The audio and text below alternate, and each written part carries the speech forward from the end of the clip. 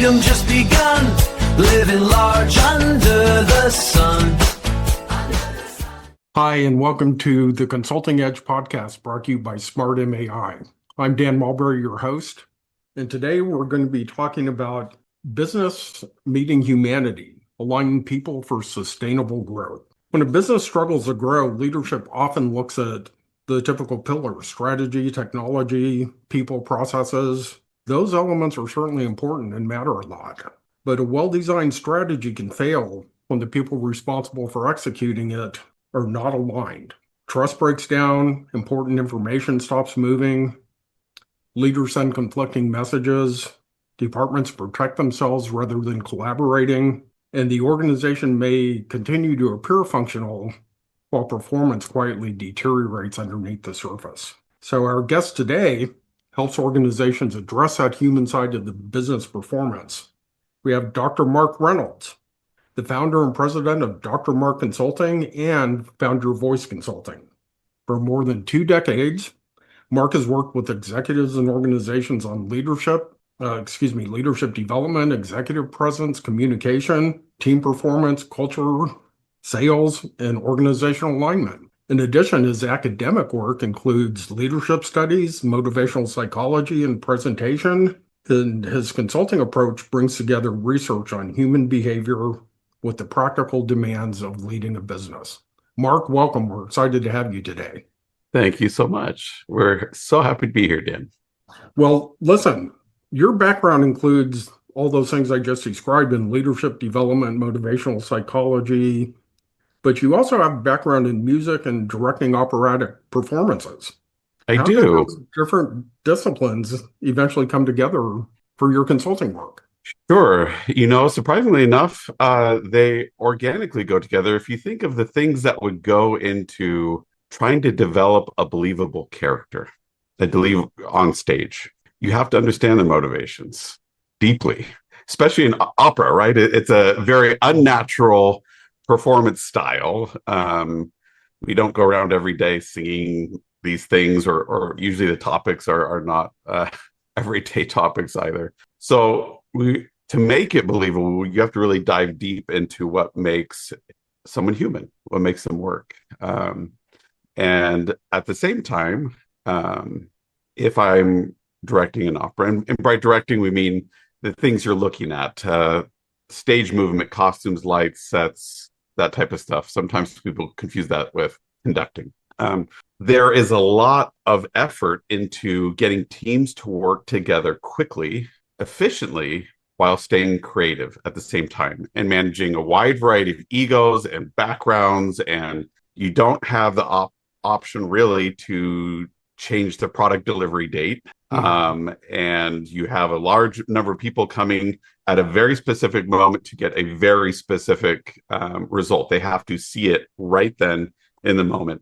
Otherwise, it's game over. You don't get a second chance, really, right? So what I found is, as I've worked with different companies, they usually start working with me on a one-to-one basis, and then they're like, hey, I think you can help with this and this and this. What I found is, surprisingly enough, the skills and tools and education I received for opera directing applies and is actually more applicable to the business world than it is to the operatic stage. It's more effective, right? That makes sense. Yeah. It makes sense. So there's a lot of crossover there, and it's only becoming more so with how business is changing and altering with AI and a host of other things, where understanding why people are doing what they're doing, understanding how to make them feel seen and heard, how to speak their language, how to connect with them in deep and meaningful ways quickly, is becoming more relevant and not less. Absolutely. Well, you've described stakeholder misalignment as a silent career and business risk. Yeah. What does leadership misalignment look like before it becomes obvious in the bottom line financial results? There's a wide variety of ways that this shows up when we're talking about leadership misalignment. I think the way that most people can associate with and see quickly is, say you're in a meeting and you can just see how people start sitting down around and how they're talking before the meeting, who they're talking to, who they're avoiding. Then the meeting starts, and you can see even subtly their feet start shifting towards the door when a specific person talks. You see them kind of look away and have certain body language where they are clearly not engaging with everyone in the room in a way that shows that there's buy-in and that they are on board. Even if they're really good at hiding it, because a lot of people are great at hiding it, you'll see those signs. So those are just small signs that even if you walk in, everyone can relate with if they'll stop and actually watch the boardroom for a minute. We've all lived through that. Sorry to interrupt. We've all lived through that. And so even when that's happening, verbally, everyone seems to be in agreement in those meetings a lot of the time. But once they leave, they behave differently. What's the underlying cause of that? The underlying cause often, and there's a lot, and I'm going to generalize here because we don't have time to go into the million different possible reasons, but if the common denominator is usually they don't feel seen or heard or valued by the people involved, or they don't feel safe to express themselves honestly. The risk that they see involved if they speak openly and honestly outweighs, the benefit, right? And so the solution to that then becomes, how do we shift that? How do we help a leader? And it needs to happen well before the meeting. Usually, there's not always the opportunity, but usually well before the meeting, those relationships need to be solid enough, the issues resolved in a way where people understand that in the meeting, if they speak up and say the truth, they're not going to be penalized or misunderstood or construed as the bad guy. And that if they do speak up, they're actually going to be heard and taken seriously. Even if their plan is not applied, they need to know that I was heard and considered. Well, is there a tell that board members or senior management can look for to recognize that misalignment before it becomes a deeper organizational problem? Sure. Actually, my answers there are yes and no. Let me say the yes. And the yes, you actually mentioned yourself. And that is when you start seeing their actions not aligning with what they're saying, right? Or you see that they are disconnected. They are not complete. They are not being fully transparent. And I hesitate when I say that word because I don't mean that everyone needs to share everything with everybody. Right. What I do mean is that they are sharing the relevant information, and that lines up with the real data and their real actions and what they're trying to do. Let me say the flip side when I'm saying no, you can't actually always know beforehand. And that is within the company itself, can you always know when it's happening? And people do 360-degree interviews. They do skip level interviews. And those are all useful and helpful, and I advocate those. But what I found through the hard way in personal experience, being on a board of directors, is that, and working with a C-suite, is that unless there is an outside person that can truly have a system and a way to talk with individuals one-on-one and see the overall patterns within a company, the risks and the opportunities, you cannot get the full story inside the company.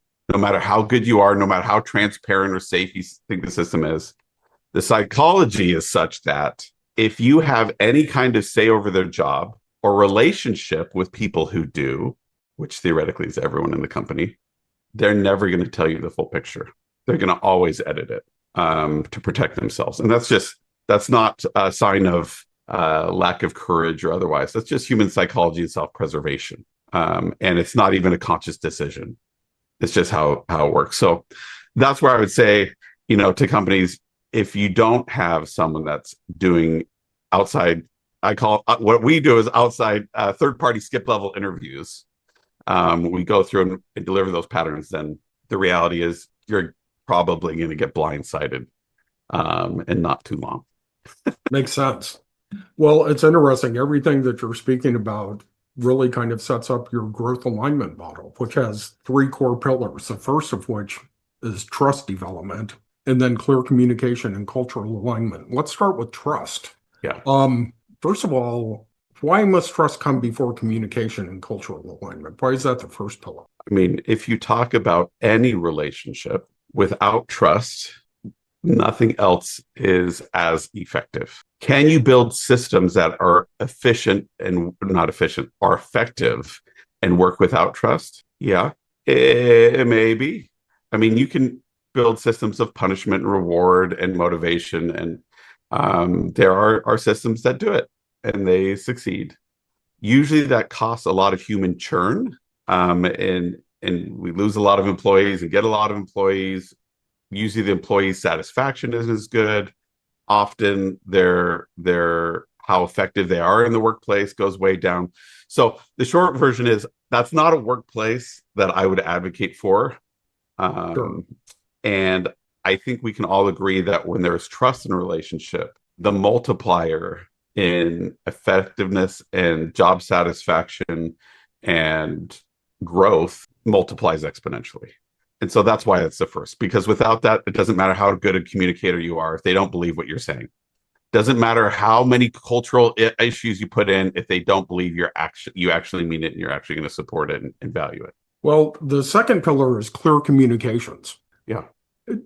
So with those first two pillars, trust and communications, how are you seeing the implementation of AI in companies affect that? Oh, that's a great question. I love it.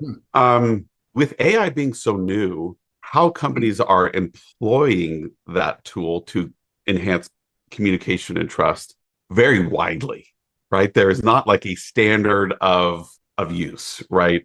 A best practices yet, because we don't know. It hasn't been around long enough. So let me talk more to if I was working with a company, how would I suggest they use the AI effectively to develop trust and communication? To develop trust, and the companies that I value that I think are doing a good job with this, they are using AI as a tool to synthesize patterns and information on large scale. So they are gathering data from employees, from workplaces, from results, and synthesizing, saying what are the patterns that we're seeing here? Where are the breakdowns? And then they're going back in person and to have actual personal connections with the people that they need to talk to about that data, about the results, about the insights and knowledge. What I see the mistakes being with AI is seeing AI as the tool of, okay, I get all this AI data, then I'm going to send out an email to make corrections, or I'm going to send out a memorandum or make a new policy without actually building the relationships or having the conversations to have buy-in and understanding. Does that make sense on that level? That makes a lot of sense. Obviously AI is as advanced as it's becoming and as capable as it's becoming. Do you see leaders trying to use it to draft empathetic messages? Yeah. And does that require the leader to personally understand and take responsibility for the impact of that messaging? I would assume the answer is yes. Yes, I think yes, you're right. I would agree with you. The answer is yes. I think when we're talking about communication, is AI powerful? Can we use it to improve our communication? Can we, before we send an email, have AI check it out, review it, give us feedback? Sure. Should we just say, hey, just draft me an email, I send it, I'm not going to look at it. Oh, it's not my fault, AI came up with it. No, we can never. AI is like any tool where the user is always responsible for how it's used. That's a great answer. Yeah. So your third pillar of your growth alignment model is cultural alignment. What happens when an organization's published values conflict with the behavior of leadership or the behavior that leadership rewards or tolerates? Resentment, anger, frustration, inefficiencies, confusion, multiple parties that are involved in a deep way start pulling in opposite directions, which can lead, often does lead to a significant amount of lost money. Usually investors are going to pick up on that really quick. And if they feel this disunity, this fraction, and disingenuousness, they'll be more wary. They might still invest if it looks like a good deal, but they'll be much more wary and hesitant to invest. More and more, the public's becoming more savvy on these things, and they care more. And so they'll actually do the research and say, this company internally is not consistent with its values, and therefore we will not support it. Where the reverse is true, if they will actually hold to their guns, all of a sudden a good chunk of the populace will work really hard to support and advocate for a specific company. So those are some of the items. Well, that vividly illustrates the importance of your three pillars and the alignment that's necessary for a company to be successful and have a healthy culture and everyone working towards the same goals. Well, thank you. AI is such a disruptive technology. It's also very misunderstood by most people, and people fear it in many ways. So I think that, all three pillars of your growth, your growth alignment model, all three pillars become even more important in my mind as people start to deploy AI. So they've got to communicate, and they've got to be sure that the culture embraces those changes, gives honest feedback, because it's not always going to work well, especially out the gate.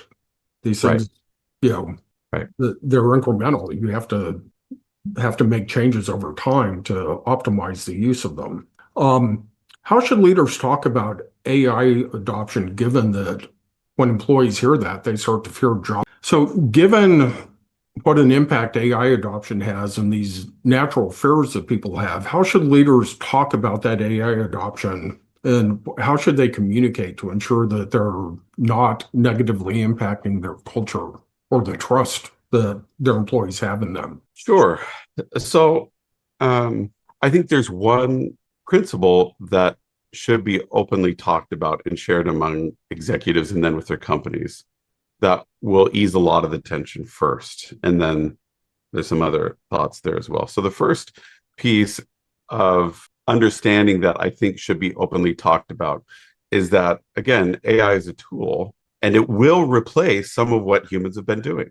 Absolutely. It has been, it will, and it'll only do more of that. On the flip side, and that's what people are scared of, right? I'm going to lose my job. I'm going to become irrelevant. I'm going to. On the flip side, that's only going to make human interaction, human connection more important. When you're going to ask what's going to differentiate one company from another, well, AI is actually going to homogenize a lot of that and going to make smaller companies, they're going to be able to access and do what only larger companies used to be able to do. So what is going to make one different from the other? Well, it's going to be the humanness. How personal are they able to be? How well are they able to connect? How much are they able to motivate and inspire and make those human employees want to stay and engage in newer ways, in the ways that only humans can and will be able to in the future. So what I would suggest if I was dealing with those fears in a corporate environment is to share that, is to say, look, instead of doubling down and on trying to compete with AI, become an expert in your field so you can be the one who is best qualified to use the AI, to ask it questions, to check it, to be able to spot the errors, to be able to ask that follow-up question that AI wouldn't know to ask on its own because it doesn't have your intuition. But also, if executives are really investing in their human capital, teaching them how to build trust, communicate, and invest in a culture that is built around growth and connection, then they're investing in these people in the long term. And they say, this is how you're going to buffer yourself from AI moving forward, and we're going to help you get there. What they're worried about is that executives are going to walk in, here's the AI, you're irrelevant, we don't need you anymore, you're too expensive, bye. And that's happening. I think what we're going to discover as time goes on is, yes, they'll replace certain people, and those people will either learn how to dive into what is uniquely human and be successful at that, or they'll have to be a really one-of-a-kind specialist that knows how to use AI as a tool that no one else does. Those are kind of the two places that I see executives being able to support their employees in adapting to and becoming invaluable in the future. So that, in my mind, that requires the appropriate mindset from the employees to be open to that change, adopting it, and trying to maximize their utility in that new environment. Is the resistance to change usually the employee's problem, or is it because of leadership and their communication and culture and the other things we've talked about?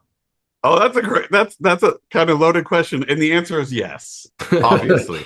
The answer is yes. Change is hard for that's a historically acute problem that humans deal with, is how well are we able to adapt to change? The challenge is change is happening so fast. Can we keep up with that adaptation? And so what I would suggest is, again, as those relationships are built on trust and good communication, that's going to facilitate how well employees and executives are able to change and adapt. They're going to be able to lean on their employees to say, hey, this is where we're thinking of going. What are the problems here? And they're going to trust in the not only their employees' expertise and knowledge, but also their employees' ability to intuit and know what is the correct choice on a variety of different levels. And the reverse is also true. The employees fear, if they know, hey, I know my boss, they're trying to help me stay on board. They're not looking for ways to get rid of me. They're looking for reasons to keep me and to help me stay relevant in our company. Then yeah, the reality is the future will continue to be not unstable isn't the word, but it'll continue to challenge people. They will have to change. We have got to change. Right. And so if they cannot embrace the idea that I have to change, that's the only way to keep going, then they'll unfortunately will phase themselves out. But if they are open to change and to learning and growth, again, that's actually, for me, why I call my model that I work with the growth alignment.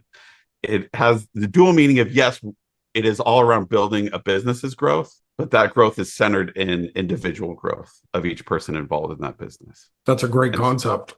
Makes a lot of sense. Well, let's zoom out a little bit. So obviously AI is the hot topic of disruption these days, but it's not the only thing disrupting businesses. They're changing consumer trends, changing economic situations, regulation is changing. What trends are you seeing with your clients in addition to AI that's driving change and maybe challenging them to maintain that cultural alignment or build it? One of the biggest changers that I think businesses are still trying to keep up with and to figure out how to negotiate. And this affects board members as well as C-suite members more than anyone. And that is social media. When social media can put out a complete lie but cause a firestorm of fallout. That never happens, does it? Never, right? So, and in fact, there are companies where just because of social media, all of a sudden they have FBI investigators in on what they're doing. They have, right? And news stations will just pick up a social media thing and run it without even validating it. I've worked with companies where this is the case, right? And they'll lose millions of dollars. All of a sudden, board members have lawsuits, even though that they're founded in complete falseness. Now, you might say, well, then it'll come out in the legal system. Sure, it does. And the legal system's in their favor, but that's after now millions of dollars, and then also reputation. You can't go back if someone has that bad taste in their mouth because they saw this lie. So that is a real challenge that organizations are still reeling and trying to figure out how to resolve that. And again, in my experience, this third-party skip-level interview thing where I go, like I or someone could go in and interview their employees consistently, going through and finding out where the risks or the opportunities, is the most powerful way to work against that, so that their employees are going to be, all of a sudden you've multiplied the eyes that can see what's going up on social media. you can hit it quick and early. You can counter it earlier. You can have your employees speaking up like, hey, no, I work at this place, and that's not true. And the earlier you can catch that, so it's at the top of the comments section, the more you can battle it. But again, most companies are just either hiding it or they're employing people to try to do, a host of other mechanisms, which are all useful and helpful. But it's pretty hard if you go in and someone's like, well, I'm an employee and it might be true actually on social media, or there's silence from the company, or there's a host of other reasons. So that's a big one that I've had to deal with companies with in the past. Well, let me throw a little curveball at you, a question I just thought of. We all hear a lot about the younger generations, because I'm definitely not part of that. But, we hear about them not having the same work ethic and having attitudes and everything else. Are you seeing in your clients where they have a younger workforce, are they more open to changes? And is it easier to align everyone with a younger workforce, or does that cause a new set of challenges? Have you experienced anything around that? Yeah. I mean, that's, you look with any corporation, and that is a challenge they're working with. Now, my counter is this. My counter is that, like we were talking about with change before, executives are being forced to change how they are looking at their employees. What I'm suggesting of being human capital being the bottleneck of the future, it means we have to learn how to deal with people on a human element. So a lot of it, especially the bigger corporation you get, often executives, and I'm not blaming executives everywhere, but this is partially just by logistical default. It's hard not to start treating people like machines. Okay, with this whole section of the company, we're going to do this with this, rather than seeing it as a collection of individuals. Well, unless we understand what motivates each person in a given team, or we know that our leaders below us can manage their team and understand them on an individual level, we're not going to be able to motivate people in the traditional methods anymore. The traditional methods of money or fear tactics or a host of other tactics that used to work on generations like mine and yours, and they work just fine, no longer work. They'll just stop, or they won't hire. Now, is that a problem? Well, it's a problem until you realize that also comes with significant opportunities as well. If these younger people know how to, and we help them learn how to connect with people in a truly authentic way, which is what they care about, then all of a sudden we have a whole group of people who are tech savvy, very used to having to change and learn and adapt quickly. And they are working in the most productive ways. They're working or most productive motivators, right? So they're working because they believe in the cause. They're working because they trust and they value the employer and the product they're trying to produce.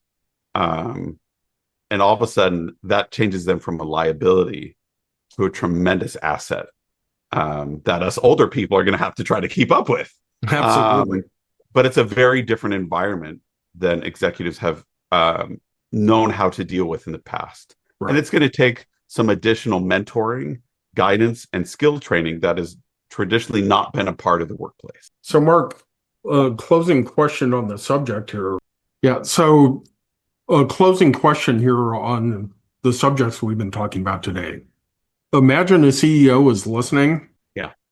And they know their company's underperforming, but the financial reports don't clearly reveal why. What's the first question that leaders should ask to determine whether the real problem is alignment, trust, communication, or culture? I'm gonna go in a sideways direction to your question, and that is assume that they're all three. Assume that they're all three problems. Assume that you don't know what you don't know, and until you get someone in there that can get you the real story, you're never gonna know the full story. The full first step, and this is not unique to me, but I think I do work with companies in a unique way where we do get stories and help people feel safe enough to tell the truth without feeling worried that they're going to be exposed or fired or whatever for saying what they think. And we're not exposing CEOs to risk either by all of a sudden unearthing all these skeletons in the closet or whatever it happens to be. Right. But until they bring someone in to get those stories And not just, it can't be just a survey. It has to be, there has to be person one-on-one conversation. So follow-up questions happen. Someone who knows how to read their body language, how to notice that there's something else there, or that they seem anxious, or this particular topic is causing them stress. They're not going to know how to move forward. They're not going to know where to really focus their time and energy, because there aren't two companies that are the same. Exactly. There aren't two CEOs. There's not a bank of skills or knowledge. Even if a CEO is doing all the best practices, that might not work for their specific employees or their specific team if they don't know what those specific people need, what motivates them, what drives them, and what makes them feel, again, seen, heard, and valued. Well, Mark, this has been fascinating. If one of those CEOs I just referred to would like to reach out to you to talk or find out more about you, how do they reach you? Absolutely. They reach me on drmarcconsulting.com. Mark with a C and C with a consulting. So there should be two C's there in the middle, Marc Consulting. You can find my phone number there. You can reach out to me on email. You can also, there's a free assessment there. If you take, it'll kick it to me and I'll find you. There's a host of ways to find me. That's probably the easiest way to get a hold of me. I'd love to talk to anyone. First conversation is always exploratory, doesn't cost anybody anything. My first priority is to help. Awesome. Awesome. Well, this has been the Consulting Edge podcast with Dr. Marc from Dr. Marc Consulting. Thank you very much for joining us today. And thank you, everyone, for listening. Thank you, Dan.